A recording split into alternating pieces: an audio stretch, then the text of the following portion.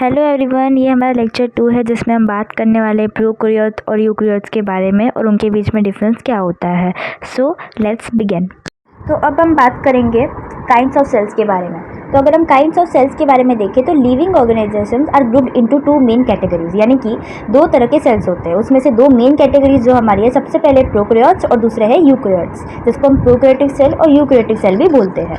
The prokaryotic cell जो है उनके पास सिंपल सेलुलर ऑर्गेनाइजेशन होता है और यूकैरियोटिक सेल जो होता है उनके पास हाई डिग्री ऑफ ऑर्गेनाइजेशन होता है। यानी कि देखो, सिंपल चीज़ के बाद ही कॉम्प्लेक्स चीज़ आई होगी। तो अब प्रोकैरियोट जो होते हैं वो सिंपल है, ठीक है, इन नेचर। उनके पास ना तो कोई वेल डिफाइंड न्यूक्लियस है एंड ना ही मेम्ब्रेन बाउंड, ये यहाँ पे लिखा हुआ है, it does not have a well defined nucleus और other membrane bound cell organelles, ठीक है, जबकि यूकैरियोट्स में है ये सब चीज़ें। तो अभी पहले प्रोकैरियोटिक सेल्स की बात करते हैं। प्रोकैरियोटिक सेल जो है, ठीक है, उनके पास chemically complex protective cell envelope है। चलो, ये तो समझ में आ गया कि केमिकली कॉम्प्लेक्स है, प्लस ये भी समझ में आ गया कि वही वो प्रोटेक्ट करता है जो भी सेल एनवेलप है। लेकिन ये सेल एनवेलप क्या होता है, ये हम इस पैराग्राफ में देखेंगे, इस पर्टिकुलर पैराग्राफ में अभी। और उसके बाद however it does not have a well defined nucleus and other membrane bound cell organelles, ठीक है। तो अब ये सब चीज़ों के बारे में हम यहाँ पे पढ़ते हैं। सबसे पहले हम लिखेंगे कि प्रोकैरियोटिक सेल्स में उसके फीचर्स क्या होते हैं और उसके नोट्स लिखेंगे। तो यहाँ पर हम वही लिख रहे हैं कि दैट प्रोकैरियोट जो होते हैं उनके पास सिंपल सेलुलर ऑर्गेनाइजेशन होता है, वही यूकैरियोट्स के पास कॉम्प्लेक्स होता है। यहाँ पे हमने chemically complex protective cell envelope होता है और उनके पास वेल डिफाइंड न्यूक्लियस नहीं होता और मेम्ब्रेन बाउंड स्ट्रक्चर नहीं होता। उसके बाद हम यहाँ पे देख रहे हैं कि सेल एनवेलप जो है, ठीक है, उसके पास 3 लेयर स्ट्रक्चर होता है। कौन कौन से? पहला लेयर सेल मेम्ब्रेन होता है, दूसरा सेल वॉल, उसके बाद ग्लाइकोलेक्स होता है। अब ग्लाइकोलेक्स में भी दो हो सकते हैं, या तो वो सॉफ्ट हो सकता है, स्मूथ हो सकता है, तो वो स्लाइम लेयर हो गया, और टफ वाला कैप्सूल हो गया। तो इधर हमने वही लिखा है that cell envelope is a 3 layer structure with outer glycocalyx, middle cell wall and inner plasma membrane, ठीक है। ये तो हमने अभी पढ़ा यहाँ पे कि जो सेल एनवेलप है वो 3 लेयर स्ट्रक्चर है, यहाँ पे हमने देखा। उसके बाद हम देखते हैं ग्लाइकोलेक्स जो है is present at either slime layer या लूजलीथ और कैप्सूल, जिसको हम टफ कहते हैं, या तो स्मूथ या तो टफ। जिसको स्मूथ को हम क्या करेंगे, स्लाइम लेयर, या फिर टफ है तो फिर कैप्सूल। इन दोनों में से किसी भी फॉर्म में हमारा ग्लाइकोलेक्स प्रेजेंट हो सकता है। उसके बाद हमारा नेक्स्ट टॉपिक चालू होता है that bacteria are better observe when stained. अब ये स्टेन का मतलब क्या होता है, हम सब ने, अगर हमने बायो लिया है तो हमको पता ही होगा कि माइक्रोस्कोप क्या होता है। अब माइक्रोस्कोप में हम जब कोई भी चीज़ रखते हैं, सेल को देखते हैं, छोटी छोटी चीज़ें जो होती है जो हमारी नेक्ड आई से दिखाई नहीं देती, वो चीज़ें हम कहाँ देखते हैं, माइक्रोस्कोप के अंदर देखते हैं। अब वहाँ पर स्टेन का एक टर्म आता है जिसके बारे में हम यहाँ पर पढ़ने वाले हैं, and the most followed like staining method. यहाँ पे हम स्टेनिंग मेथड के बारे में पढ़ने वाले हैं, जहाँ पे हमको पता चलेगा कि ग्राम स्टेनिंग जो होता है वो क्या होता है। जिन्होंने एक बैक्टीरियोलॉजिस्ट थे, हैंस क्रिश्चियन ग्राम, इन्होंने ये ग्राम स्टेनिंग वाला मेथड हमको दिया था। इसमें क्या होता है क्या नहीं, अभी हम नोट्स के साथ हम यहाँ पे पढ़ते हैं। तो ग्राम स्टेरिंग मेथड में हम 2 बैक्टीरिया पढ़ते हैं, ग्राम पॉजिटिव बैक्टीरिया और ग्राम negative bacteria. Gram positive bacteria में जो सेल वॉल होती है वो पेप्टिडोग्लाइकन की बनी होती है, वहीं पर ग्राम नेगेटिव बैक्टीरिया में सेल वॉल म्यूरन की बनी होती है। सेल मेम्ब्रेन यहाँ पर हमको कहीं ना कहीं मैकेनिकल स्ट्रेंथ देती है सेल को, और ग्राम स्टेरिंग मेथड जो है वो हंस क्रिश्चियन ग्राम जी ने बनाया था। तभी हम पॉजिटिव बैक्टीरिया और नेगेटिव बैक्टीरिया के आगे ग्राम लगा रहे हैं, उनका सरनेम लगा रहे हैं। अब हम यहाँ पे स्ट्रेनिंग का मेथड समझते हैं। यहाँ पर ग्लाइकोलेक्स, सेल वॉल और सेल मेम्ब्रेन, हमने 3 लेयर बना दिए, दोनों ग्राम पॉजिटिव बैक्टीरिया और ग्राम नेगेटिव बैक्टीरिया में। उसके बाद हम यहाँ पर वॉयलेट कलर का स्ट्रेन डालेंगे। स्ट्रेन क्यों डालेंगे, क्योंकि वो जो बैक्टीरियल सेल है वो बहुत ज़्यादा छोटा है, तो उनको विजिबल बनाने के लिए हम यहाँ पे वॉयलेट कलर का स्ट्रेन डाल रहे हैं। अब डाला, उसके बाद हम क्या करेंगे, यहाँ पे एसीटोन डालेंगे। एसीटोन क्या होता है, एक तरह का अल्कोहल होता है। तो हमने जब यहाँ पे एसीटोन डाला दोनों तरह के स्ट्रक्चर्स में, तो क्या पता चला हमें कि ग्राम पॉजिटिव बैक्टीरिया में जो स्ट्रेन था वो रहा, लेकिन अगर ग्राम नेगेटिव बैक्टीरिया की बात की जाए तो उसमें जो स्ट्रेन था वो गायब हो गया। कैसे? Because having a thin cell wall gram negative bacteria के पास प्रेजेंट है, जिसकी वजह से यहाँ पर जो स्ट्रेन था वो इनविजिबल हो गया। वापस अगर हम पिंक स्ट्रेन डालें, मान लो हमने पिंक स्ट्रेन डाला, ठीक है, और उसके बाद उसके ऊपर एसीटोन डाल दिया जो कि एक तरह का अल्कोहल ही है, तो वापस से वो पिंक स्ट्रेन जो है वो ग्राम नेगेटिव बैक्टीरिया में गायब हो जाएगा, वही ग्राम पॉजिटिव बैक्टीरिया में वो चीज़ रहेगी। तो यहाँ से हमें 2 तरह की डेफिनेशन के बारे में पता चलता है, और स्ट्रेन का जो मतलब था कि भाई जो छोटे छोटे बैक्टीरिया सेल होते हैं उनको विजिबल बनाने के लिए हम स्ट्रेन डालते हैं, और वो कोई सा भी कलर का होता है। तो अब यहाँ पे हम 2 जो डेफिनेशन है उनके बारे में हम यहाँ पे पढ़ेंगे। In those bacteria in which strain is not removed, ठीक है, जिसमें आसानी से वो रिमूव नहीं होता है, वो है ग्राम पॉजिटिव बैक्टीरिया। लेकिन अगर स्ट्रेन आसानी से रिमूव हो जाता है तो उसे हम ग्राम नेगेटिव बैक्टीरिया बोलते हैं। तो ये दो तरह की हमारी डेफिनेशन हो गई। तो यहाँ पर हमने सारे जितने भी कंसेप्ट है वो पढ़ लिए हैं विद द नोट्स, और अब हम टेक्स्ट बुक का जो एनसीईआरटी लाइन है वो हम यहाँ पे पढ़ते हैं।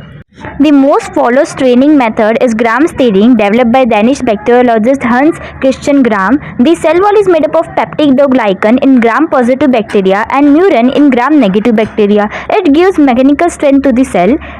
तो यहाँ पर हमारा जितना भी कंसेप्ट था विद द एनसीईआरटी लाइन हमने यहाँ पे पढ़ा। अब यहाँ से एक नया कंसेप्ट चालू होता है, उसका नाम है फॉस्फोलिपिड। फॉस्फोलिपिड बायलेयर क्या होता है तो वो हम यहाँ पे नोट्स के साथ अभी समझेंगे।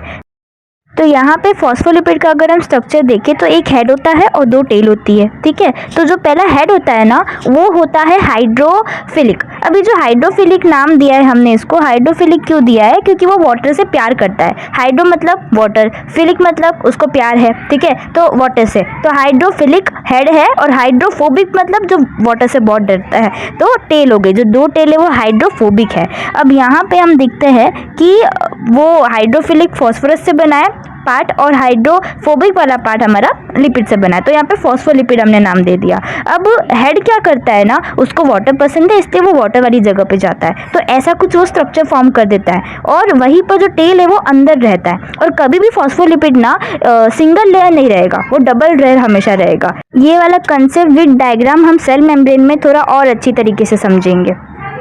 अभी हम इसके नोट्स लिख लेते हैं। That cell membrane is a phospholipid bilayer, bilayer मतलब दो layer. All these structures give protection to the cell and also help in the intercellular transport. Intercellular transport में ये हेल्पफुल होती है। तो अब हम यहाँ पे मोटाइल बैक्टीरिया के बारे में समझते हैं। मोटाइल बैक्टीरिया मतलब जो मूव करता है वो वाला बैक्टीरिया, ठीक है। तो motile bacteria flagella are found, both are driven by rotatory movement produced by basal body. अब यहाँ पर हम एक रफ डायग्राम बना देते हैं। मान लो ये बैक्टीरिया है, ठीक है, ये रफ डायग्राम नहीं है, असली डायग्राम जो है वो हमारी बुक में यहाँ पे दिया हुआ है, तो वही वाला डायग्राम हमको फॉलो करना है। यहाँ पे मैंने एक रफ डायग्राम बना दिया है। अब ये मोशन बैक्टीरिया जो है इसको मूवमेंट करने में कौन मदद करता है, फ्लैजिला, ठीक है, जिसको हम फ्लैजिलम भी कहते हैं। तो ये फ्लैजिला हो गया। उसके बाद ये हमको रोटेटरी मूवमेंट जो बैक्टीरिया करता रहता है उसमें कहीं ना कहीं मदद करता है फ्लैजिला। उसके बाद हम और दो कंपोनेंट देखते हैं, वो है फिलामेंट और हुक। फिलामेंट जो होता है वो एक प्रोपेलर की तरह एक्ट करता है। वो मूवमेंट जो लिक्विड में मूवमेंट करना होता है ना सेल ऑर्गेनेल्स को बैक्टीरिया के, वो उसमें मदद करता है। उसके बाद अगर हम हुक की बात करें तो वो ट्रांसफर करता है रोटेटरी मोशन को from the motion to the basal body to the filament. मतलब बेसल बॉडी से वो किसको ट्रांसफर करता है, फिलामेंट के। तो ये हुक का काम है। बेसल बॉडी जो है वो मोशन पार्ट होता है इन सेल एनवेलप अभी हमने पढ़ा। ये बेसल बॉडी के पास एक रिंग होता है और एक रोड होता है।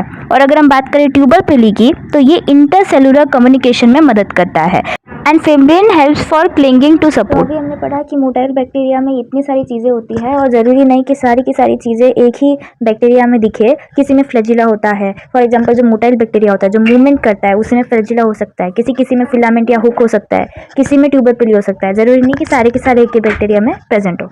उसके बाद हम देखते हैं इनके फंक्शन। उसके बाद हम नेक्स्ट कंसेप्ट पे आते हैं जो है हमारा मीजोजम्स।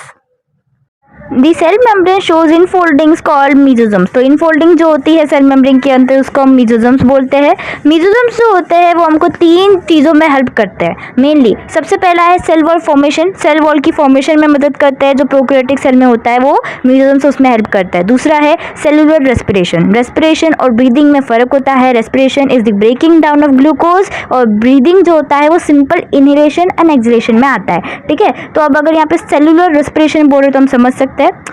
तीसरा है डीएनए रेप्लिकेशन में। रेप्लिकेशन मतलब वन टाइप ऑफ डुप्लीकेट करना, ठीक है। तो डीएनए रेप्लिकेशन में भी मीजोजम्स हमारे बहुत हेल्प करता है। तो सम बैक्टीरिया लाइक साइनोबैक्टीरिया एक फोटोसिंथेटिक वाला बैक्टीरिया है, शो मोर एक्सटेंशन, ज़्यादा लॉन्ग एक्सटेंशन दिखाता है, तो उस हम कहते हैं क्रोमेटोफोर्स। क्रोमेटोफोर्स जो होते हैं वो फोटोसिंथेटिक पिगमेंट्स को कैरी करते हैं। एज बैक्टीरिया फोटोसिंथेटिक वाला है इसलिए ये जो क्रोमेटोफोर्स होते हैं वो फोटोसिंथेटिक पिगमेंट्स को कैरी करते हैं। अब इस चीज़ को हम एनसीईआरटी की लाइन बाय लाइन पढ़ते हैं। अब इसी चीज़ को हम यहाँ पे एनसीईआरटी की लाइंस में पढ़ते हैं। The cell membrane shows in inner foldings called mesosomes which help in the cell wall formation, cellular respiration and DNA replication. Some bacteria, especially photosynthetic cyanobacteria, show more longer extension called chromatophores. ठीक है, हमने अभी देखा chromatophores क्या होता है, मीजोसोम्स क्या होता है। They carry photosynthetic pigments. Chromatophores क्या होते हैं, वो फोटोसिंथेटिक पिगमेंट्स को कैरी करते हैं और यहाँ पर यह हमारा छोटा वाला कंसेप्ट पूरा होता है। तो यहाँ पे हमारा दूसरा कंसेप्ट चालू होता है, वो है राइबोसोम्स के बारे में। The cytoplasm contain dense particle called ribosomes. ये हमको पता है कि साइटोप्लाज्म के अंदर डेंस पार्टिकल प्रेजेंट होते हैं जिनको हम राइबोसोम्स का नाम देते हैं, जो कि प्रोटीन सिंथेसिस में बहुत ज़्यादा हेल्पफुल होता है, ये भी हमें पता है। राइबोसोम जो होते हैं वो डिस्क्राइब होते हैं सेडिमेंटेशन रेट से। सेडिमेंटेशन रेट से हम इसको डिस्क्राइब करते हैं इन स्वेडेनबर्ग यूनिट्स। ठीक है, स्वेडेनबर्ग यूनिट्स में हम इसको सेडिमेंटेशन के रेट से डिस्क्राइब कर रहे हैं। कैसे कर रहे हैं वो हम यहाँ पे नोट्स के फॉर्म में समझते हैं। तो यहाँ पे तो हमने पहले राइबोसोम्स की डेफिनेशन लिख ली कि भाई साइटोप्लाज्म के अंदर डेंस पार्टिकल्स होते हैं, उनको हम राइबोसोम्स बोलते हैं। फिर हमने यहाँ पे प्रोटीन सिंथेसिस लिख दिया कि भाई राइबोसोम्स जो होते हैं वो प्रोटीन सिंथेसिस में हेल्पफुल होता है। उसके बाद हमने लिखा कि राइबोसोम सेडिमेंटेशन रेट से यहाँ पे हम डिस्क्राइब कर रहे हैं। कैसे डिस्क्राइब कर रहे हैं, इन स्वेडेनबर्ग यूनिट। स्वेडेनबर्ग एक यूनिट्स होता है, जैसे हम फिजिक्स में मेजर करते हैं ना चीज़ों को लेंथ में, मास में, तो उनका एक यूनिट होता है, उनका एक सिम्बॉल होता है पर्टिकुलर। वैसे यहाँ पे स्वेडेनबर्ग यूनिट्स कुछ है, उसका सिम्बॉल एस है, कैपिटल। ठीक है, ये क्यों यूज हो रहा है, बिकॉज हम सेडिमेंटेशन रेट जो राइबोसोम्स का है उसका वेट करें। अब यहाँ पर हम देखते हैं कि राइबोसोम जो है वो अगर हम इसको ड्रॉ करने जाए तो उसके पास एक लार्जर सब यूनिट होता है जो 50s का होता है, और एक स्मॉलर सब यूनिट होता है जो 30s का होता है। और अगर हम दोनों के सेडिमेंटेशन रेट को प्लस करें तो वो होता है 70s। अब बोलोगे यार बायो लिया लेकिन मैथ तो आना चाहिए ना, 50 + 30 तो 80 होता है। नहीं बाबा, हम यहाँ पे 50 + 30 नहीं कर रहे हैं, यहाँ पर हम सेडिमेंटेशन रेट से इस चीज़ को देख रहे हैं, इसलिए ये यहाँ पर आंसर 70s आया है। ठीक है, तो राइबोसोम्स यहाँ पे सेडिमेंटेशन रेट राइबोसोम्स का जो है वो 70s है। तो अगर हम यहाँ पे डायग्राम को देखें तो ये डायग्राम जो है हम ये बनाएंगे, प्रैक्टिस करेंगे एकदम लास्ट वाले चैप्टर खत्म होने के बाद। ठीक है, तब तक हम अभी यूकैरियोट्स पे चलते हैं। तो अगर हम यूकैरियोटिक सेल की बात करें तो cell in which the nucleus has a defined nuclear membrane. ठीक है, एक तो उसके पास डिफाइंड न्यूक्लियर मेम्ब्रेन होती है जिसको हम यूकैरियोटिक सेल्स ही बोलते हैं कहीं ना कहीं। These cells exhibit presence of membrane bound cell organelles. जैसे अभी हमने यहाँ पे देखा कि भाई प्रोकैरियोट्स जो होते हैं उनके पास मेम्ब्रेन बाउंड ऑर्गेनल्स भी नहीं होते और वेल डेवलप्ड न्यूक्लियस भी नहीं होता। वहीं पर यहाँ पे यूकैरियोट्स उसका ठीक उल्टा है कि इसके पास वेल डेवलप्ड न्यूक्लियस भी होता है और presence of membrane bound cell organelles भी देखी जाते हैं। एग्जाम्पल में देखें तो सेल ऑफ प्रोटिस्ट हो गया, प्लांट्स हो गया, एनिमल्स हो गए जिसमें हम भी आते हैं, फंगी हो गया, तो ये सब उसके एग्जाम्पल्स हो गए मेम्ब्रेन बाउंड सेल ऑर्गेनल्स की। The eukaryotic cell through have a different shape. Eukaryotic cell के पास शेप भी डिफरेंट होते हैं, साइज भी डिफरेंट होता है, फिजियोलॉजी जो होता है वो भी डिफरेंट होता है, बस सेम क्या होता है, सेम सारे सेल्स में टिपिकली एक चीज़ सेम होती है कि वो कंपोज होते हैं प्लाज्मा मेम्ब्रेन के, साइटोप्लाज्म के और जितने भी ऑर्गेनलीज है उसके अंदर, जैसे कि माइटोकॉन्ड्रिया हो गया, endoplasmic reticulum that is ER, ribosomes हो गए, गोल्गी कॉम्प्लेक्स हो गया और एक ट्रू न्यूक्लियस। ठीक है, तो ये लगभग यूकैरियोटिक सेल के अंदर होता है। तो यहाँ पे हमने well defined nuclear membrane, nucleus, और यहाँ पर हमने देखा मेम्ब्रेन बाउंड ऑर्गेनल्स के बारे में और कुछ मेनली जो कंपोज होता है यूकैरियोटिक सेल, उन सब चीज़ों के बारे में हमने यहाँ पे पढ़ा। अब यहाँ पर हम विस्तार से कह सकते हैं, डिटेल में कह सकते हैं, कंपोनेंट्स ऑफ यूकैरियोटिक सेल के बारे में पढ़ेंगे और ये अभी पूरा चैप्टर सिर्फ यूकैरियोटिक सेल के ऊपर ही चढ़ने वाला है लगभग। तो सबसे पहला कंपोनेंट जो यूकैरियोटिक सेल का है वो हमारा है सेल वॉल। सबसे पहले हम इसके नोट्स लिख लेते हैं। तो हम यहाँ पे यूकैरियोटिक सेल की डेफिनेशन लिख रहे हैं कि जो सेल जिसके अंदर न्यूक्लियस के अंदर nuclear membrane, defined nuclear membrane present होता है वो यूकैरियोटिक सेल में आता है। यूकैरियोटिक सेल जो होते हैं वो एग्जिबिट करते हैं presence membrane bound cell organelles की। ऑर्गेनलीज वो होते हैं जो कह सकते हैं सेल के अंदर जो होते हैं ना कंपोनेंट, जैसे माइटोकॉन्ड्रिया ये सब हो गया, तो वो ऑर्गेनलीज में आते हैं। अब मेम्ब्रेन मतलब उनकी खुद की अपनी एक मेम्ब्रेन होती है, तो ये उसमें एग्जाम्पल आ गए जैसे कि cell of protist, plants, animals and fungi. उसके बाद हम ये देखते हैं कि जो यूकैरियोट होते हैं उनके पास डिफरेंट साइज होता है, शेप होता है, फिजियोलॉजी भी डिफरेंट होती है। तो सेम क्या होता है, सेम होता है कि भाई वो mainly composed of plasma membrane, cytoplasm और जितने भी ऑर्गेनलीज है, जैसे कि ट्रू न्यूक्लियस एक होता है, Golgi complex, ER, mitochondria, ribosomes और एक्सेट्रा एक्सेट्रा। अब यहाँ पे हमने ये देख लिया था, इसके नोट्स भी हमने अच्छी तरीके से बना लिए हैं। अब हम चलते हैं कंपोनेंट्स ऑफ यूकैरियोट्स पे। कंपोनेंट्स ऑफ यूकैरियोट्स में सबसे पहला कंपोनेंट है सेल वॉल। सेल वॉल जो होता है वो रिजिड, सपोर्टिव और प्रोटेक्टिव लेयर होता है। आउटर कवरिंग होता है, ठीक है, सेल मेम्ब्रेन की, जो प्रोटेक्ट करता है, उसके पास स्ट्रॉन्ग रिजिडिटी होती है। प्लाज्मा मेम्ब्रेन, आउटर कवरिंग होती है प्लाज्मा मेम्ब्रेन की। उसके बाद हम देखते हैं सेल वॉल किन किन में प्रेजेंट है, तो प्लांट सेल में होता है, फंगी में होता है, और कुछ सम प्रोटिस्ट भी है, उनमें भी cell wall as a additional layer present होता है। उसके बाद हम ये देखते हैं कि एल्गी जो है वो प्रेजेंस दिखाता है कुछ मिनरल्स की, जैसे कि कैल्शियम कार्बोनेट जो सेल वॉल में है, फिर कुछ मैनन्स की, कुछ ग्लाइकेटॉन्स की, कुछ सेलुलोज की, इनकी प्रेजेंस दिखाता है एल्गी। और अगर हम अदर प्लांट्स की बात करें तो सेल वॉल अदर प्लांट्स में हेमिलोज से बना होता है, पेक्टिन, लिपिड्स और प्रोटीन से बना होता है। उसके बाद हम ये भी देखते हैं कि कुछ माइक्रोफिब्रिल्स होते हैं।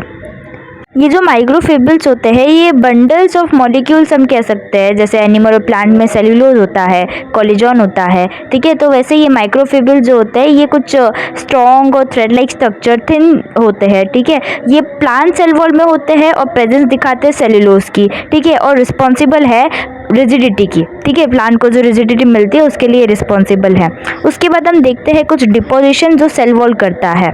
डिपोजिशन जैसे कि सिलिका जो ग्राम स्टेम होता है, क्यूटिन जो एपिडर्मल सेल ऑफ रूट्स होता है। एपिडर्मल मतलब क्या होता है, outer most protective layer of the cells. और कुछ सिब्रन भी एक है जो एंडोडर्मल सेल्स ऑफ रूट्स है। ये एंडोडर्मल क्या होता है, inner most layer of the cortex in plants roots. मतलब एपिडर्मल आउटर मोस्ट लेयर है रूट्स में, और एंडोडर्मल एक तरह से इनर मोस्ट लेयर कह सकते हैं। तो क्यूटिन और सिब्रन दोनों थोड़ा मिलते जुलते हैं। फिर उसके बाद वैक्स पे आते हैं। वैक्स भी एक डिपोजिशन है सेल वॉल का। और फिर लिग्निन भी एक डिपोजिशन है। लिग्निन जो है वो एक सीमेंट की तरह एक्ट करता है कहीं ना कहीं। जैसे सीमेंट जो होता है वो बाइंड करता है ब्रिक्स को, जो है हार्डन करता है, तो लिग्निन भी कहीं ना कहीं वही काम करता है सेल वॉल में ऐसे। तो ये 5 डिपोजिशन सेल वॉल हमारा करता है, और इसके साथ हमने कुछ टर्म्स भी यहाँ पे लिख ली है। फिर हम ये देखते हैं कि जो सेल वॉल होता है, अब सेल वॉल एडिशनल लेयर है तो कहीं ना कहीं ये शेप देता है एक सेल को और प्रोटेक्ट करता है फ्रॉम द मैकेनिकल इंजरी, ठीक है। मैकेनिकल इंजरी प्लांट को हो सकती है, इन्फेक्शंस हो सकते हैं प्लांट को, तो और उसको उससे बचाने के लिए सेल वॉल बहुत ज़्यादा मदद करता है प्लांट को। और सेल वॉल जो होता है 3 तरह का होता है। एक होता है मिडल लेमेला, दूसरा हो गया प्राइमरी वॉल, और तीसरा हो गया सेकेंडरी वॉल। मिडल लेमेला जो होता है वो एक थिन लेयर होता है। ये लाई करता है बिटवीन 2 एडजेसेंट सेल्स, ठीक है, 2 एडजेसेंट सेल्स के बीच में मिडल लेमेला हमारा होता है। और जो इंपॉर्टेंट पॉइंट है इसमें, मिडल लेमेला जो होता है फर्स्ट स्ट्रक्चर फॉर्म, इसका जो फर्स्ट स्ट्रक्चर है ये एक फर्स्ट स्ट्रक्चर है जो फॉर्म होता है from the cell plate during cytokinesis. अभी साइटोकाइनेसिस क्या होता है, हमको पता है कि भाई अगर हम एक अमीबा का एग्जाम्पल ले, जो बायोलॉजी में बार बार बोलते ही रहते हैं अमीबा का एग्जाम्पल, तो अमीबा जब डिवाइड होता है तो पहले उसका न्यूक्लियस डिवाइड होगा। तो जब उसका न्यूक्लियस डिवाइड होगा तो उस प्रोसेस को हम क्या बोलते हैं, कैरियोकाइनेसिस बोलते हैं। जब न्यूक्लियस डिवाइड होता है तो कैरियोकाइनेसिस हम उसको नाम देते हैं। और फिर धीरे धीरे करके साइटोप्लाज्म डिवाइड होता है, तो सब साइटोप्लाज्म डिवाइड होता है तो हम उसको नाम देते हैं साइटोकाइनेसिस। तो साइटोकाइनेसिस वही है जब साइटोप्लाज्म डिवाइड हो रहा है और उसके बाद हमारे 2 डॉटर सेल्स आते हैं। ये हमने देखा था अमीबा में। तो यहाँ पे हमने लिखा है मिडल लेमेला में कि it is the first structure form from the cell plate during cytokinesis, ठीक है, समझ में आ गया। उसके बाद हम देखते हैं कि ये मेनली किससे बना है। मिडल लेमेला जो होता है mainly made up of pectin, calcium, magnesium, pectate, ठीक है। तो ये भी लाइन हम उसमें ऐड ऑन कर देते हैं। और उसके बाद हमने देखा है कि मान लो आप कोई फ्रूट रहा है, ठीक है, केला हो, सेब हो, तो अगर हम उसको 5 दिन के लिए भी रखें ना तब भी वो सॉफ्ट हो जाता है ना, सॉफ्ट हो जाता है। क्यों सॉफ्ट हो जाता है, बिकॉज उसके अंदर जो पेक्टिन प्रेजेंट है ना, पेक्टिन जो प्रेजेंट है उसको सोल्यूबलाइज होना चालू हो जाता है। Now what do you mean by solubilization? Solubilization is converting an insoluble substance into a soluble form with the help of biological, chemical and physical agents. अब इतना ज़्यादा पढ़ने की जरूरत नहीं है। सोल्यूबलाइजेशन मतलब एक तरह से सिंपली बोला जाए तो इनसॉल्युबल सब्सटेंस को सॉल्युबल फॉर्म में कन्वर्ट करना, दैट्स इट। तो सोल्यूबलाइजेशन ऑफ राई फ्रूट क्यों होता है, because of the softening of the ripe fruit क्यों होता है, because of the solubilization of pectin. तो ये हमारा मिडल लेमेला हो गया। उसके बाद हम आते हैं अपने प्राइमरी वॉल पर। अब प्राइमरी वॉल जो होता है वो ज़्यादातर यंग प्लांट्स में देखा जाता है। क्यों? क्योंकि इसमें मेरिस्टेमेटिक टिश्यू होता है, वो भी हम ये पढ़ते हैं। In young plants capable of growth, वो यंग प्लांट जो ग्रोथ के कैपेबल है, आगे ग्रोथ कर सकते हैं, ठीक है। उनके अंदर क्या होता है, led to inner membrane to the middle lamella, मतलब एक बार मिडल लेमेला आ गया, मिडल लेमेला के बाद हमारा प्राइमरी वॉल आता है, ठीक है। प्राइमरी वॉल आता है और प्राइमरी वॉल जो है एक ऐसी इकलौती सेल वॉल है, एक only cell wall seen in the meristematic tissue. Meristematic cells या फिर मेरिस्टेमेटिक टिश्यू क्या होता है? चलो हमको इतना तो पता है कि जो सेल्स है, सेल बहुत सारे cells, group of cells made tissue, है ना। सेल से ही टिश्यू बनता है, टिश्यू से ऑर्गन बनता है, ऑर्गन से ऑर्गन सिस्टम बनता है, ऑर्गन सिस्टम से एक लिविंग ऑर्गेनिज्म बनता है, तो ये तो हमको पता है। लेकिन मेरिस्टेमेटिक टिश्यू या सेल का मतलब क्या है? हमने वो 10th में पढ़ा था। ये चीज़ यंग होती है, एक्टिवली डिवाइडिंग होती है, बार बार डिवाइड करती रहती है। डिवाइडिंग सेल्स इसको हम नाम दे देते हैं, क्योंकि या कह सकते हैं ये इमेच्योर सेल्स में भी है, क्योंकि ये मैच्योर तब होता है जब एक स्टेज आता है, जब ये डिवाइड होना बंद हो जाते हैं, तो तब हम उसको मैच्योर कहते हैं। अभी तक ये इमेच्योर सेल्स कह सकते हैं, या फिर इसको यंग कह सकते हैं, या फिर जो डिवाइड होते रहते हैं कंटिन्यूसली। ये ज़्यादा तक मेरिस्टेमेटिक टिश्यू में देखे जाते हैं, मेसोफिल में देखा जाता है, पिट में देखा जाता है। जो इसके एग्जाम्पल्स है कि भाई ये ओनली सेल वॉल है, प्राइमरी वॉल ऐसी ओनली सेल वॉल है seen in meristematic tissue, mesophyll या फिर पिट एक्सेट्रा। अब हम बात करते हैं अपने सेकेंडरी वॉल की। सेकेंडरी वॉल जो होता है present inner to the primary wall, ठीक है। प्राइमरी वॉल के बाद हमारा सेकेंडरी वॉल आता है। Once the growth of primary wall stops, secondary wall is laid. एक बार ग्रोथ स्टॉप हो गई प्राइमरी वॉल की, ठीक है, क्योंकि मेरिस्टेमेटिक टिश्यू उसके अंदर है तो वो डिवाइड होता रहता है। एक बार उसने डिवाइड होना बंद कर दिया, एक स्टेज तक वो पहुंच गया, तो उसके बाद अपनी सेकेंडरी वॉल जो है वो आना चालू हो जाएगी। At some places thickening is absent. कई बार थिकनिंग मतलब मोटी जो लेयर होती है, थिकनिंग जो है वो एब्सेंट हो जाती है, बिकॉज और उसकी वजह से क्या होता है, फॉर्मेशन ऑफ पिथ होना चालू हो जाता है। अभी हमने पढ़ा कि पिथ क्या होता है प्राइमरी वॉल में। यहाँ पर हमने कुछ टर्म्स लिखे हुए हैं, जैसे कि मेरिस्टेमेटिक सेल हो गया, सोलिबलाइजेशन हो गया, साइटोकाइनेसिस, कैरियोकाइनेसिस क्या होता है, उसके टर्म्स हमने यहाँ पे लिख दिए हैं। इन सब टर्म्स के बाद और एक लास्ट टर्म हमारे पास आता है, वो है प्लाज्मोडेस्माटा। अब ये जो होता है ये एक तरह का साइटोप्लाज्मिक ब्रिज हम इसको कह सकते हैं, जो प्रेजेंट होता है बिटवीन दी नेबरिंग सेल्स, ठीक है। जब भी नेबरिंग सेल्स की बात है, यानी कि कुछ एक्सचेंज करेंगे वो ये दोनों एक दूसरे के साथ, बिकॉज दे आर नेबर। तो अब नेबरिंग सेल्स यानी कि नेबरिंग सेल्स के बीच में साइटोप्लाज्मिक ब्रिज प्रेजेंट होता है। ये क्यों प्रेजेंट होता है? क्योंकि कम्युनिकेट इससे किया जा सकता है through the pores between the primary cell wall and the middle lamella. अगर मैं यहाँ पे एक रफ डायग्राम बनाऊँ, जस्ट रफ डायग्राम, तो यहाँ पे मैं मिडल लेमेला यानी कि ML लिख देती हूँ, प्राइमरी सेल वॉल यानी कि PCW लिख देती हूँ, और सेकेंडरी सेल वॉल यानी कि उसका शॉर्ट फॉर्म SCW लिख देती हूँ, ठीक है। तो एक शॉर्ट फॉर्म के थ्रू हम एक रफ डायग्राम बनाएंगे यहाँ पे। अब ये जो रफ डायग्राम है इसमें हमें ये दिख रहा है कि जो मिडल लेमेला है और प्राइमरी सेल वॉल जो है, इन दोनों के बीच में एक साइटोप्लाज्मिक ब्रिज में ऐसा कुछ बना देती हूँ, ठीक है। तो ये दर्शाता है से एक तरह से इससे हम कम्युनिकेट कर सकते हैं। तो बस इस प्रोसेस को प्लाज्मोडेस्माटा का कहते हैं। तो अब हम NCERT की लाइंस पे चलते हैं, जहाँ से हम और अच्छे से समझ पाएंगे। तो अगर हम NCERT की लाइंस पर आए तो हम सेल वॉल के बारे में अच्छे से पढ़ते हैं यहाँ पे कि that it is a rigid supportive and protective outer covering of plasma membrane. अभी हमने पढ़ा कि वो रिजिड सपोर्टिव और प्रोटेक्टिव आउटर कवरिंग होता है प्लाज्मा मेम्ब्रेन की। जस्ट क्विक रिवीजन करते हैं of plants, fungi and some protist, ठीक है। एल्गी क्या दिखाता है? प्रेजेंस दिखाता है cellulose, galactans and mannans mineral जैसे कि कैल्शियम कार्बोनेट सेल वॉल के अंदर ये दिखाता है। In other plants it is made up of hemicellulose, pectin, lipids and protein, ठीक है। तो यहाँ पर हमने ये देखा कि अदर प्लांट सेल में कैसे बना होता है, एल्गी किस चीज़ की प्रेजेंस दिखाता है। माइक्रोफिब्रिल्स की अगर हम बात करें, ठीक है, तो in a plant cell show presence of the cellulose which is responsible for the rigidity, ठीक है। रिजिडिटी के लिए कौन रिस्पॉन्सिबल है? माइक्रोफिब्रिल्स प्लांट सेल के अंदर। सम ऑफ द डिपोजिशन जो सेल वॉल करता है उसमें से सिलिका है जो ग्रास स्टेम है, क्यूटिन है जो epidermal wall of the land plant जिसको हम कहते हैं, सबमरीन है सिवरीन है और वैक्स से लिग्निन है, ठीक है। तो ये 5 डिपोजिशन हमारा करता है सेल वॉल। कुछ डिपोजिशन बताए इन्होंने।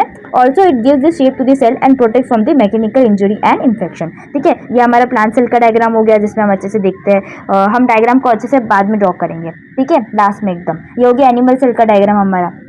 फिर देखते हैं हम इन प्लांट सेल 3 तरह के लेयर्स होते हैं, middle lamella, primary wall, secondary wall, ठीक है। तो यहाँ पे हम मिडिल लेमेला की बात करें तो वो थिन होता है, lies between two adjacent cells, अभी हमने देखा। ये फर्स्ट स्ट्रक्चर फॉर्म होता है from the cell plate during cytokinesis. Cytokinesis मतलब division of the cell wall. It is mainly sorry division of the cytoplasm, ठीक है। It is mainly made up of pectin, calcium और magnesium pectate से ये चीज़ बनी होती है, तो ये भी हम यहाँ पे याद रखेंगे। सॉफ्टनिंग ऑफ राइट फूड क्यों होता है? Because of the solidation of the pectin. Primary wall जो अगर हम बात करें तो ये यंग प्लांट सेल है, प्लांट सेल जो कैपेबल है ग्रोथ के, ठीक है, वो young plant. It is laid inner to the middle lamella. Middle lamella के बाद में क्या आता है? हमारा प्राइमरी वॉल आता है। It is the only wall seen in the cells of meristematic tissue, mesophyll and pith etcetera. अभी हमने मेरिस्टेमेटिक टिश्यू की बात की, उसके अंदर मेरिस्टेमेटिक सेल्स होते हैं, वो सेल्स जो कीप डिवाइडिंग, बार बार डिवाइड होते रहते हैं। इमैच्योर सेल्स होते हैं, जब तक वो अपने स्टेज तक नहीं पहुंच जाते तब तक वो डिवाइडिंग होना बंद नहीं करते। सेकेंडरी वॉल जो होता है वो प्रेजेंट होता है inner to the primary wall, ठीक है। प्राइमरी वॉल के बाद once the growth of the primary wall stops, secondary wall is laid. जैसे ही प्राइमरी वॉल की ग्रोथ स्टॉप हो गई, मेरिस्टेमेटिक टिश्यू का ग्रोथ स्टॉप हो गया, तो सेकेंडरी वॉल हमारा चालू हो जाएगा आना। At some places thickening is absent. Thickening जो होती है, मोटी लेयर जो होती है उसकी एब्सेंट होती है, विच लेट्स द फॉर्मेशन ऑफ पिट्स। पिट्स अभी हमने यहाँ पे पढ़ा, तो हमने ये देख लिया। उसके बाद हम एक नया टर्म इसमें देखते हैं, वो है प्लाज्मोडेस्माटा। प्लाज्मोडेस्माटा जो टर्म है वो साइटोप्लाज्मिक ब्रिजेस है, ठीक है, एक तरह से उसका साइटोप्लाज्मिक ब्रिजेस है। साइटोप्लाज्म के बीच में ब्रिजेस, बिटवीन नेबरिंग सेल्स के बीच में ये ब्रिजेस होता है। अब ऐसा पूरा एग्जैक्ट ब्रिज तो नहीं होगा ऑफ कोर्स, बट ये पोर्स के बीच में कम्युनिकेशन का एक माध्यम बन सकता है। Plasmodesmata are cytoplasmic bridges between neighbouring cells which communicate to the pores between the primary cell wall and the middle lamella. तो यहाँ पे हमको cell wall of the plant cell का एक डायग्राम दिखाया गया है। उसके बाद हमारा फाइनली चालू होता है सेल मेम्ब्रेन, या सेल मेम्ब्रेन का दूसरा नाम है प्लाज्मा मेम्ब्रेन, उसका तीसरा नाम है बायो मेम्ब्रेन। तो बात तो एक ही है, बस नाम अलग अलग है। तो इसके बारे में हम अच्छे से डिटेल में पढ़ते हैं विद दी नोट्स।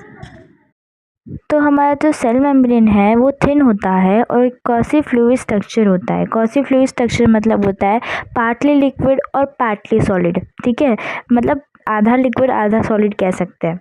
अब ये प्रेजेंट होता है एक्स्ट्रा सेलुलरी और इंट्रा सेलुलरी दोनों तरफ से, सेल के बाहर सेल के अंदर। एक्स्ट्रा सेलुलरी मतलब अगर सेल मेम्ब्रेन के बाहर की चीज़ें प्रेजेंट अराउंड दी प्रोटोप्लास्ट।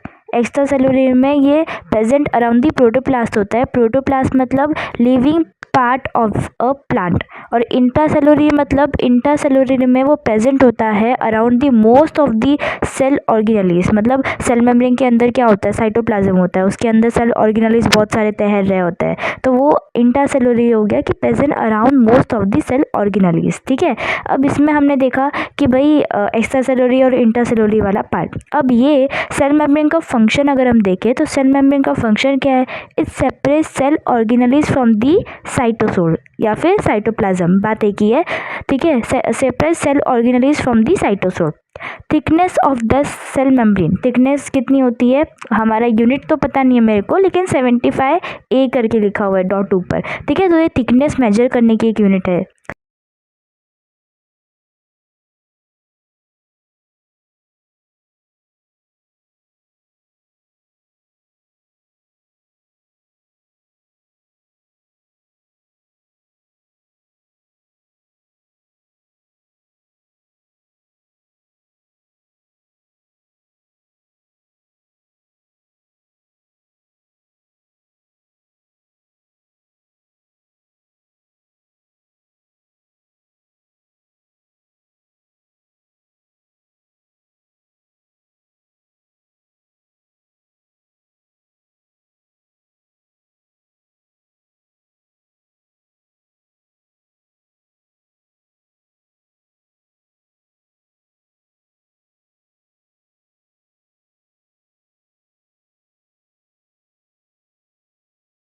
तो हमारा जो सेल मेम्ब्रेन होता है वो ट्राई लेमिनेट होता है। ट्राई लेमिनेट मतलब 3 लेयर्स का हमारा सेल मेम्ब्रेन बना होता है। 3 लेयर्स में से अगर हम 2 लेयर की बात करें तो जो 2 लेयर है यानी कि बाय लेयर बोल सकते हैं हम उसे, वो फॉस्फोलिपिड्स की बनी होती है। फॉस्फोलिपिड को हमने पहले भी पढ़ा था प्रोकैरियोट्स में, अब यहाँ पर सेल मेम्ब्रेन में और डिटेल में पढ़ेंगे कि जो प्रोकैरियोट्स में फॉस्फोलिपिड होता है इसके पास क्या होता है। लाइक फॉस्फोलिपिड में हमने देखा कि एक हेड होता है, ठीक है, वो हेड जो है वो हाइड्रोफिलिक होता है इन नेचर। टेल जो है वो हाइड्रोफोबिक होता है, ठीक है। ठीक है। हाइड्रोफिलिक में पोलर हेड होता है, ठीक है। हेड जो है उसको हम पोलर हेड कहते हैं। जो दो टेल्स हमको दिखती है वो हमको नॉन पोलर टेल्स हम उसको कहते हैं, ठीक है। अब वो जो हेड है जो वाटर से बहुत ज़्यादा प्यार करता है वो ऊपर चला जाता है, ठीक है, बाहरी तरफ जो वाटर जहाँ पर है। और नीचे जो है, नीचे क्या होता है, नीचे भी एक लेयर फॉर्म होती है। फॉस्फोलिपिड हमेशा बाय लेयर होती है, कभी भी सिंगल लेयर नहीं होगी।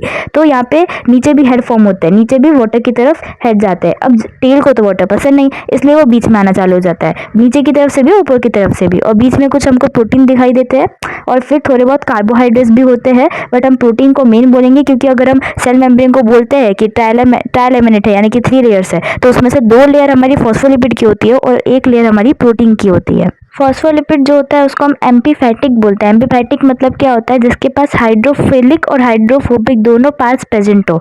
हमने देखा अभी पोलर हेड और नॉन पोलर हेड दोनों हाइड्रोफिलिक और हाइड्रोफोबिक पार्ट प्रेजेंट है, इसलिए हम फॉस्फोलिपिड्स को एम्फीफैटिक बोलते हैं। अब हम देख रहे हैं कि सेल मेम्ब्रेन जो होता है प्रेजेंस दिखाता है प्रोटीन्स और कार्बोहाइड्रेट्स की। एनसीईआरटी के लाइन में क्वेश्चन भी पूछा है, तो किसकी प्रेजेंस दिखाता है सेल मेम्ब्रेन की, तो प्रोटीन, कार्बोहाइड्रेट्स और फॉस्फोलिपिड्स, ये सब की। और रेशियो ऑफ प्रोटीन और लिपिड्स की बात करें तो it varies in different cells. जैसे कि ह्यूमन बींग्स की अगर हम बात करें, हमारी बात करें, तो हमारे अंदर जो आरबीसी है उसके अंदर 52% प्रोटीन है और 40% लिपिड्स है अप्रॉक्सीमेटली। तो ये जो रेशियो ये वेरी करता है डिफरेंट सेल्स में। उसके बाद जो हमारा इम्पोर्टेंट कंसेप्ट है इसी सेल मेम्ब्रेन के अंदर, वो है हमारा फ्लूइड मोसेक मॉडल। ये फ्लूइड मोसेक मॉडल जो है ये एक्सेप्टेड मॉडल है सेल मेम्ब्रेन का। बहुत सारे मॉडल आए थे सेल मेम्ब्रेन के लिए, लेकिन उसमें से एक्सेप्टेड मॉडल जो है वो है फ्लूइड मोसेक मॉडल। सिंगर और निकोलसन जो भी है, इन्होंने 1972 में ये मॉडल प्रपोज किया था। According to them cell membrane जो होता है फॉस्फोलिपिड बाइलेयर की बनी होती है और प्रोटीन की एक लेयर होती है, यानी कि सेल मेम्ब्रेन ट्राई लेमिनेट होता है जिसमें फॉस्फोलिपिड में 2 लेयर होती है और प्रोटीन्स की एक लेयर होती है। और प्रोटीन जो होते हैं ना, प्रोटीन आइसबर्ग की तरह होते हैं सी ऑफ लिपिड्स के ऊपर, यानी कि लिपिड्स एक मान लो सी है पूरा और उसके ऊपर जैसे आइसबर्ग डालते हैं ना, तो वो प्रोटीन है। तो इनके हिसाब से ये था। Protein can change their position, अभी हमने जो डायग्राम में देखा, ठीक है, कि प्रोटीन कैसे बने हुए हैं। तो प्रोटीन अपनी पोजीशन चेंज कर सकता है और कुछ प्रोटीन ऐसे भी है जो इंट्रिंसिक है। अब ये इंट्रिंसिक मतलब क्या होता है, जो डीपली अटैच्ड है इनर मेम्ब्रेन, अंदर वाली मेम्ब्रेन को डीपली अटैच्ड है, उनको हम इंट्रिंसिक प्रोटीन कहते हैं, ठीक है। ये occur in different depths of bilayer. उसके बाद हम देखते हैं कि जो प्रोटीन्स है जो हमने डायग्राम में देखा था फॉस्फोलिपिड के, उसमें हमने देखा प्रोटीन कैसे बीच बीच में है, ठीक है। तो वो थिकनेस बढ़ाती है, thickness span the entire thickness of the membrane. अब उसकी वजह से क्या होता है, इनको ट्रांस मेम्ब्रेन प्रोटीन्स कहा जाता है, यानी कि प्रोटीन जो कि एंटायर थिकनेस बनाती है मेम्ब्रेन की, उसको हम ट्रांस मेम्ब्रेन प्रोटीन्स भी कहते हैं। प्रोटीन्स का फंक्शन क्या है कि वो फॉर्म करते हैं चैनल्स को, यानी कि एक पैसेज फॉर्म करते हैं वाटर के लिए, ठीक है। वाटर को जाने के लिए एक पैसेज या पाथवे फॉर्म करते हैं हमारा प्रोटीन। एक्सट्रिंसिक प्रोटीन जो अब हमारा है उसके पास ना 2 सरफेस होते हैं मेम्ब्रेन की, ठीक है। एक्सट्रिंसिक प्रोटीन जो होते हैं या फिर उसको हम पेरिफेरल प्रोटीन्स भी कहते हैं। तो ये 2 प्रोटीन्स है, 2 सरफेस मेम्ब्रेन की 2 सरफेस के ऊपर ये पाई जाती है। इंट्रिंसिक और एक्सट्रिंसिक प्रोटीन्स के बीच में हमको डिफरेंस समझ में आ गया। इंट्रिंसिक प्रोटीन्स मतलब जो डीपली अटैच्ड है to the inner membrane, extrinsic मतलब थोड़ा लूज अटैच्ड है, ज़्यादा डीपली अटैच्ड नहीं है।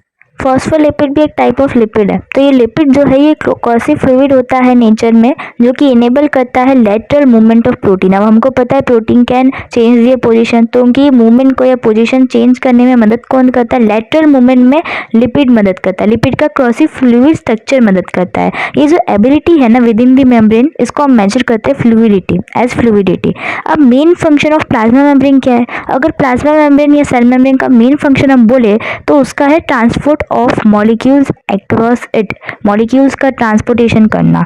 तो प्लाज्मा मेम्ब्रेन भी एक सिलेक्टिवली परमिएबल मेम्ब्रेन है। अब सिलेक्टिवली परमिएबल मेम्ब्रेन को हम सेमी परमिएबल भी कहते हैं, यानी कि which allows only certain substances to pass through it while restricting others. तो सिलेक्टिवली परमिएबल या फिर सेमी परमिएबल बोलो, ये सिर्फ कुछ ही सब्सटेंस को अलाउ करता है अपने से पास होने के लिए, ठीक है। उसके बाद हम एक्टिव और पैसिव ट्रांसपोर्ट के बीच में डिफरेंस देखते हैं, जो कि हमने पढ़ा है। एक्टिव ट्रांसपोर्ट यानी कि मॉलिक्यूल्स जा रहे हैं, ठीक है, लेकिन using energy. Movement of molecules without energy को पैसिव ट्रांसपोर्ट कहते हैं, बट एक्टिव मतलब movement of molecule using energy. Active transport में लोअर टू हायर कंसंट्रेशन होता है और पैसिव ट्रांसपोर्ट में हायर टू लोअर कंसंट्रेशन होता है। अब जो डिफरेंस हम देख रहे हैं उसमें से हम थोड़ा इजी पॉइंट्स में हम इस डिफरेंस को ख़त्म करते हैं।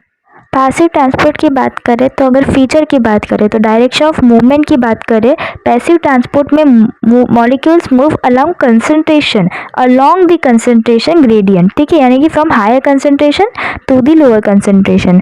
एक्टिव ट्रांसपोर्ट की बात करें, molecules move against this concentration gradient, यानी कि पैसिव ट्रांसपोर्ट में क्या हो रहा था, अलोंग द कंसंट्रेशन ग्रेडियंट जा रहा था, बट एक्टिव ट्रांसपोर्ट में क्या हो रहा है, अगेंस्ट कंसंट्रेशन ग्रेडियंट होता है।